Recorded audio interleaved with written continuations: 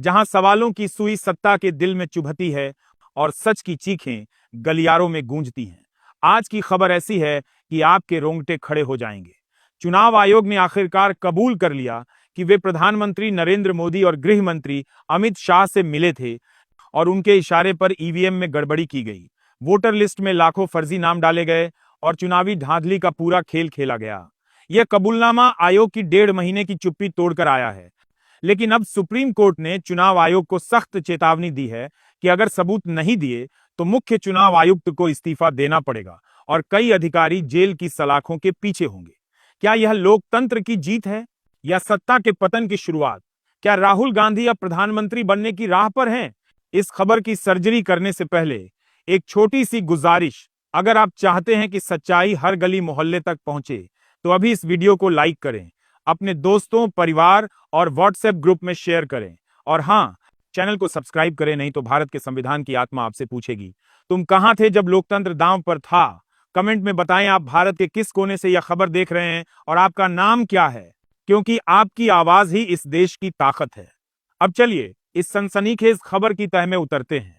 दोस्तों, चुनाव आयोग जो लोकतंत्र का चौकीदार कहलाता है, 1.5 महीने तक खामोश क्यों था? 17 अगस्त 2025 को मुख्य चुनाव आयुक्त ज्ञानेश कुमार प्रेस के सामने आए। 1.5 घंटे तक प्रक्रियाओं का पाठ पढ़ाया, booth level officer, draft list, BLA, ERO, लेकिन सवालों का जवाब बस हलफनामा और माफी की बात। राहुल गांधी ने बेंगलुरु सेंट्रल की महादेवपुरा सीट पर 1.5 लाख फर्जी वोटरों का इल्जाम लगाया। 40 कांग्रेस कार्यकर्ताओं ने 6 महीने तक पसीना बहाकर दस्तावेज जुटाए। राहुल बोले, आयोग बीजेपी के साथ मिलकर लोकतंत्र की हत्या कर रहा है।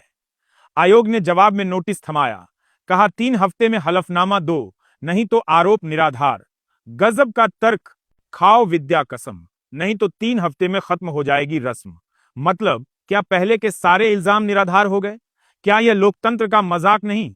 लेकिन अनुराग ठाकुर, जिन्होंने 6 लोकसभा सीटों वायनाड, रायबरेली, डायमंड हार्बर, कन्नौज, मैनपुरी, कोलाथुर, 35 विधानसभा क्षेत्रों में वोट चोरी का इल्जाम लगाया, उनसे हलफनामा क्यों नहीं मांगा? राहुल ने 1 सीट की बात की, ठाकुर जी ने 35 की। फिर भी माफी का बोझ राहुल पर और ठाकुर जी को पतंगबाजी की छूट। यह कैसा इंसाफ मिस्टर ज्ञानेश?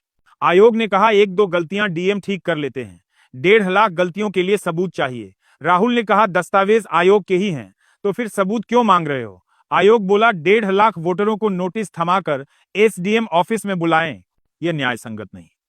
तो सवाल है, जब आयोग बिहार में 8 करोड़ वोटरों के घर 1 महीने में जाकर वेरिफिकेशन का दावा करता है, तो 1.5 लाख वोटरों की जांच क्यों नहीं कर सकता? बीएलओ और एसडीएम की टीमें घर घर क्यों नहीं जा सकती? क्यों आयोग बचाव की मुद्रा में है? सुप्रीम कोर्ट ने 14 अगस्त को आदेश दिया, 65 लाख हटाए गए वोटरों की लिस्ट 48 घंटे में ऑनलाइन डालो। कारण बताओ। आयोग ने पहले टाला, लेकिन कोर्ट के सामने झुकना पड़ा। कोर्ट ने पूछा, जिन्हें मरा हुआ बताया, वे जिंदा कैसे?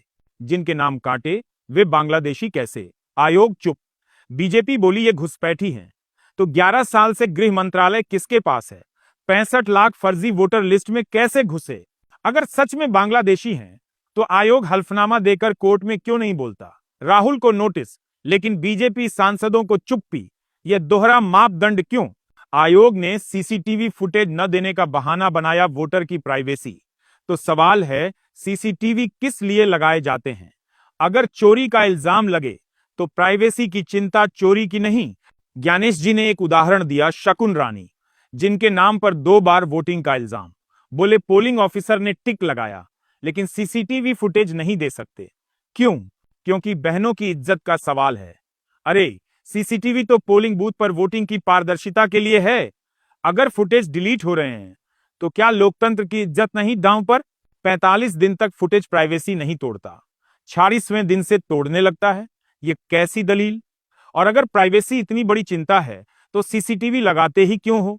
आयोग ने कहा 22 लाख मृत वोटर पिछले 20 साल का आंकड़ा है, तो जिंदा लोग मृतकों की लिस्ट में कैसे? मकान नंबर 0 का बहाना बनाया। बोले कई लोगों के घरों का नंबर नहीं होता, इसलिए कंप्यूटर में 0 आता है। तो क्या 0 नंबर वाले वोटर लैंपपोस्ट के नीचे रहते हैं? यह कैसे सत्यापित होता है कि 0 नंबर वाला वोटर फर्जी नहीं? आयोग के पास जवाब नहीं है। सवाल गहरा है। आयोग कहता है 800 लोगों की छोटी टीम है। तो क्या डेपुटेशन पर लाखों बीएलओ, ईआरओ, डीएम काम नहीं करते? अगर 800 लोगों का बहाना है तो बिहार में हड़बड़ी में एसआईआर क्यों शुरू किया? 24 जून को प्रेस नोट से घोषणा, लेकिन प्रेस कॉन्फ्रेंस क्यों नहीं? महाराष्ट्र में 5 महीने में 1 करोड़ नए वोटर कहां से आए? आयोग चुप। राहुल गांधी ने कहा 6 महीने की मेहनत से आयोग के दस्तावेज जुटाए। महादेवपुरा की एक भी गड़बड़ी का जवाब नहीं मिला। आयोग ने माफी मांगने की बात तो की, लेकिन अनुराग ठाकुर को नोटिस क्यों नहीं? राहुल की प्रेस कॉन्फ्रेंस के बीच नोटिस, लेकिन ठाकुर के 3 दिन बाद भी चुप्पी। आयोग बोला सब पार्टियां बराबर हैं, लेकिन जनता पूछ रही है बराबरी दिखती कहां है? अगर आयोग निष्पक्ष है तो राहुल से हलफनामा, ठाकुर से चुप्पी क्यों? गोदी चैनल चुप हैं, उनका संडे खराब हो गया। जनता के सवाल जिंदा हैं। अगर वोटर लिस्ट में 1.5 लाख गलतियां हैं तो जांच क्यों नहीं? अगर जिंदा लोग मृतकों की लिस्ट में हैं तो आयोग शर्मिंदा क्यों नहीं? सुप्रीम कोर्ट ने आयोग को लताड़ा, लेकिन आयोग प्राइवेसी और प्रक्रियाओं के पीछे छिप रहा है। यह लोकतंत्र का चौकीदार है या प्रक्रियाओं का पाठक? दोस्तों, यह सवाल आपका है। अगर 1.5 लाख फर्जी वोटर हैं तो क्या यह आपके वोट का अपमान नहीं? अगर सीसीटीवी फुटेज छिपाए जा रहे हैं तो क्या यह लोकतंत्र की चोरी नहीं? आयोग कहता है 800 लोग, सीमित संसाधन, तो फिर इतना अधिकार किस लिए? भारत का प्रशासन आयोग के साथ नहीं है क्या? अगर बीएलओ, ईआरओ, डीएम गलतियां नहीं पकड़ते तो आयोग की जिम्मेदारी क्या? राहुल ने कहा नई सरकार आएगी, जांच होगी, अधिकारी फंसेंगे।